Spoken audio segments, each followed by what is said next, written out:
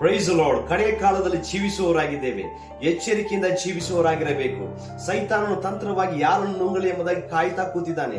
ಪ್ರತಿಯೊಬ್ಬರ ಕುಟುಂಬದಲ್ಲೂ ಅನೇಕ ಗೊಂದಲಗಳು, ಕಷ್ಟಗಳು, ವಿಶ್ವಾಸದಲ್ಲಿ ಹಿಂಜರಿಯುವಂತೆ, ನಂಬಿಕೆಯಲ್ಲಿ ಬಿದ್ದು ಹೋಗುವಂತೆ ಸೈತಾನನು ತಂತ್ರವಾಗಿ ಬರ್ತಾ ಇದ್ದಾನೆ. ಪ್ರಿಯರೇ, ಒಂದು ಕಡೆ ಪ್ರಾರ್ಥನೆ ಮಾಡಕ್ ಹೋಗಿದ್ದಾಗ ಒಬ್ಬ ಹೆಣ್ಣು ಮಗಳ ಮೇಲೆ ಸೈತಾನನು ಬಂದು ಮಾತಾಡ್ತು. ಹೆಂಗ್ ಒಳಗಡೆ ಬಂದೇನೆ ಅಂತ ಕೇಳಿದಾಗ ಅವ್ರು ರಕ್ಷಣೆ ಹೊಂದಿದವರು ಅದ್ ಹೇಳ್ತು, ನಾನು ಇವಳು ಪ್ರಾರ್ಥನೆ ಯಾವಾಗ ಮಾಡೋದು ನಿಲ್ಲಿಸ್ತಾ ಅಂತ ವೇಟ್ ಮಾಡ್ತಾ ಇದ್ದೆ, ನಾನು ಒಳಗಡೆ ಬಂದೆ ಅಂತ ಹೇಳ್ತು. ಆದ್ರಿಂದ ಪ್ರಿಯರೇ, ಯಾವುದೇ ಒಂದು ಹೋರಾಟವಾಗಲಿ, ಜಗಳವಾಗಲಿ, ಯಾವುದೇ ಒಂದು ಸಮಸ್ಯೆ ಆಗಲಿ, ದೇವರ ಪಾದಕ್ಕೆ ಕಣ್ಣೀರಿಟ್ಟು ಮೊಣಕಾಲಕ್ಕೆ ಪ್ರಾರ್ಥನೆ ಮಾಡುವಾಗಲೇ ಆತನು ಬಿಡುಗಡೆ ಮಾಡಲು ಶಕ್ತನಾಗಿದ್ದಾನೆ. ಪ್ರತಿದಿನವೂ ಪ್ರಾರ್ಥನೆ ಮಾಡುವವರಾಗಿರಬೇಕು, ಎಚ್ಚರಿಕೆಯಿಂದ ಜೀವಿಸುವವರಾಗಿರಬೇಕು.